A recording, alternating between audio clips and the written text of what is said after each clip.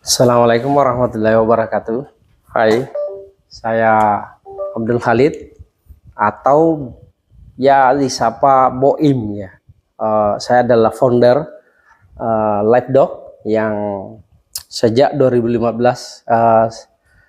berdiri ya, seiring dengan perkembangan munculnya platform media baru yang waktu itu yang uh, salah satunya adalah YouTube di 2015. Kemudian sampai hari ini meskipun lebih banyak tenggelamnya ya. Nah, kawan-kawan, teman-teman semua, saya sebenarnya latarnya sebelumnya adalah seorang pekerja di televisi, terutama di media massa, di media televisi yang banyak bertugas membuat karya jurnalistik ya. Nah, saya bergabung di NTV sejak 2009. Ketika itu saya diajak oleh senior saya bergabung. Waktu itu saya sebagai tenaga bantu lah ya, yang biasa disebut stringer oleh teman-teman, membantu koresponden TV-TV swasta nasional dalam memproduksi atau membuat berita-berita yang tentang peristiwa yang terjadi di terutama di Sulawesi Selatan ya. Kalau waktu itu senior saya yang wartawan senior, tempat saya bekerja itu mengcover wilayah Indonesia Timur, sehingga saya banyak diperbantukan untuk membuat naskah ya, naskah TV. Nah, sejak itu karir saya di TV, terutama di TV lokal ya teman-teman, ya mulai berjalan dan berakhir di tahun 2019 ketika memasuki wabah COVID, dan saya mulai melihat televisi sepertinya ya tetap akan ada ya. Jurnalistik itu selalu akan hidup meskipun mediumnya atau teknologinya berubah ya. Jadi konsep tentang jurnalisme itu tidak berubah meskipun medianya berubah. Nah, hanya saja dalam konteks perkembangan teknologi digital, platform media baru itu muncul sebagai media alternatif yang hampir mengalahkan rating televisi ya. Dan ya terbukti banyak TV yang ketika menjelang, apalagi ketika wabah COVID 2019-2022 itu akhirnya menutup cabang-cabang mereka tuh, biro-biro mereka di berbagai daerah di Indonesia. Dan sejak ya TV itu kan dikenal sebagai media yang menjual durasi ya, dan sumbernya adalah iklan. Dan ketika platform media baru ini berkembang ya, semua iklan itu akhirnya lari ya ke platform dihandle oleh konten-konten kreator maupun platform milik-milik pribadi oleh warga Indonesia, citizen ya. Nah, sebagai seorang jurnalis, kami atau saya pribadi memiliki kesulitan tersendiri untuk menyesuaikan dengan atau menjadi seorang konten kreator itu, karena bentukan idealisme jurnalistik yang sekian lama tertanam itu sangat sulit untuk dilepas dan bisa menyesuaikan dengan media baru yang sifatnya lebih cepat ya, kemudian sangat ditentukan oleh algoritma ya, dan ya bayang-bayang tentang idealisme jurnalistik itu kan selalu harus taat pada kode etik ya, kemudian tuntutannya harus membuat konten yang selalu edukatif. Meskipun di televisi sebenarnya kan ada beberapa divisi ya, terutama kalau di teman-teman entertain dan hiburan barangkali lebih bisa menyesuaikan ya dengan platform media baru ini. Tapi kalau teman-teman yang lama, saya kira berkutat di jurnalisme, bawaannya pasti akan selalu membuat konten-konten serius. Nah, itu kan tidak terlalu laku teman-teman ditonton. Nah kan kalau kita lihat trennya platform media baru ini kan itu lebih banyak kehiburan, kemudian yang unik-unik, yang sangat anomali lah dengan produksi siaran TV yang selalu mengedepankan ke aspek-aspek yang lebih apa ya, lebih memanusiakan manusia ya. Nah kalau di platform media baru ini kan bebas ya, terbuka. Jurnalisme itu menuntut proses validasi yang berlapis ya, sehingga informasi yang kita produksi atau karya yang dihasilkan itu benar-benar bisa dipertanggungjawabkan dari segala aspek ya. Nah kalau karakter platform media baru ini kan langsung dari tangan citizen ya, dari warga, di mana validasinya juga ya di warga atau penontonnya ya, dan itu ya warga sebagai penonton juga.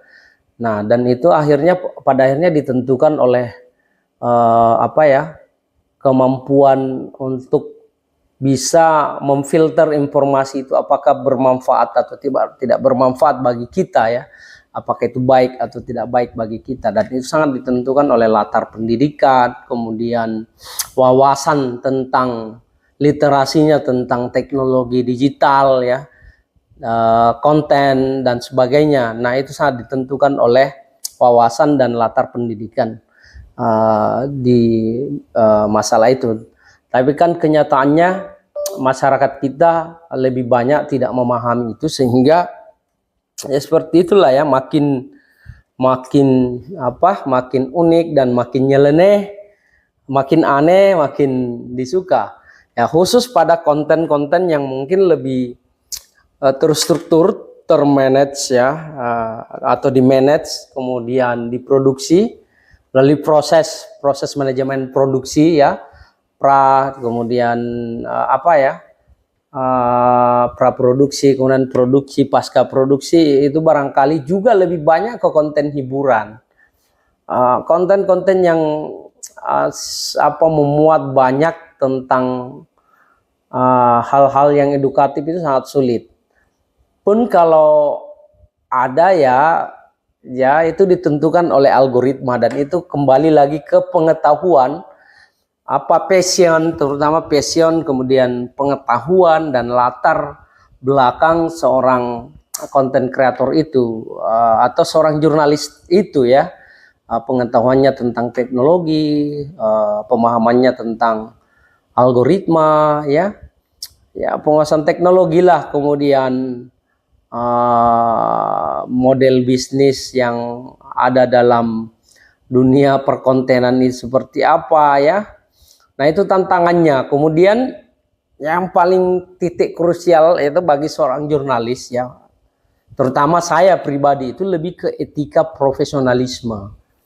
Nah selama ini kan kita bekerja bekerja di dunia jurnalis, itu sangat dituntut taat pada kode etik ya, yang diantaranya itu setiap informasi yang dihasilkan itu benar-benar pertama dia adalah fakta, kemudian setiap peristiwa atau informasi itu harus divalidasi secara berlapis, kemudian bisa disebut sebagai karya yang layak ditonton oleh khalayak ya, dalam konteks jurnalisme nih kalau di TV. Tapi kalau di dunia entertain dan hiburan kan lain lagi genrenya ya. Nah itu seperti itu teman-teman, sehingga itu pula yang saya kira membuat kenapa live doc ini muncul tenggelam ya, kadang muncul dan tenggelamnya lama. Nah itu kesulitan saya belum begitu menguasai sebenarnya teknologi perkontenan dan algoritma ini. Dan ya satu hal juga ya, saya lebih banyak selama ini bekerja di belakang layar sebenarnya ya. Sebagai seorang VJ mungkin sesekali muncul ya, kalau di TV lokal dulu muncul di depan TV itu karena sumber daya yang terbatas.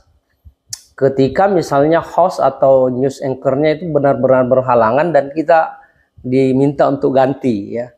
Nah, saya lebih banyak menjadi produser ya, bagaimana merencanakan, mendesain program dan mengarahkan, mengorientasikan program itu ke untuk layak ditonton dan berpotensi untuk ditonton ya. Ya kerja-kerja produser itu di manajemen produksi dan lebih banyak di belakang layar, baik mendesain program.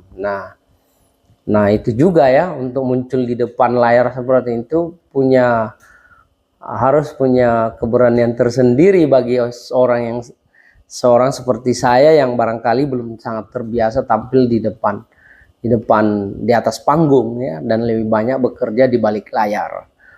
Nah itu juga menjadi masalah, tapi it's okay ya, di kesempatan ini untuk menghidupkan kembali konten kita di Live Doc, saya akan berusaha untuk tampil di depan kamera ini dan berbagi atau share informasi dengan teman-teman yang semoga saja bermanfaat dan ya tidak jauh-jauh amat keluar dari idealisme jurnalisme saya yang selama ini ya saya pegang utuh ya.